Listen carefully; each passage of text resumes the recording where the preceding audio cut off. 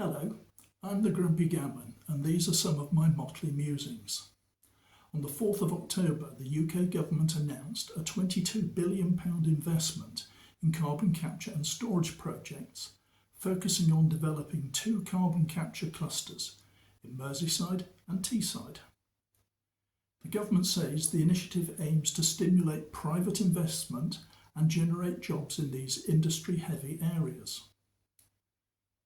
So the government can find money for a pet project to replace something trees have been doing more efficiently for billions of years, but not to pay the winter fuel allowance to pensioners.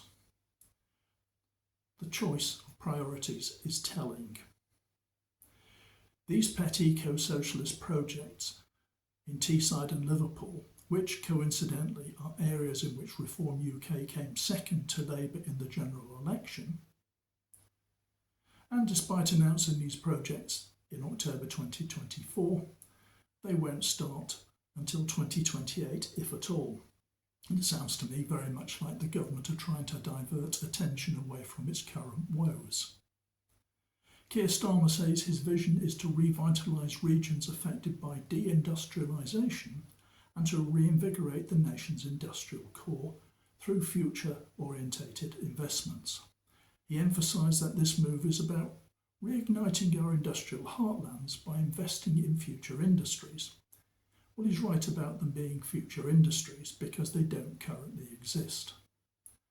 The government isn't building these plants, it's giving incentives to the private sector to build and operate them, which they won't do unless they will be profitable. Energy Security and Net Zero Secretary Ed Milliband reinforced the point that this industry does not currently exist when he said, "A new era begins, marking the start of an industry that captures carbon emissions to provide good jobs while demonstrating the government's commitment to investment in the country." So, how many jobs will be created, Mr. Milliband? When will they be created, given that funding announced will be over 25 years and won't start for another 2 years? And what do you mean by good jobs? Well, here's a suggestion for you.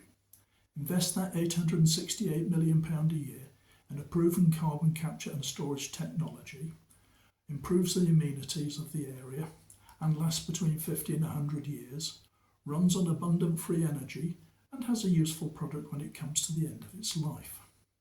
It's called a tree. Why don't you plant more trees?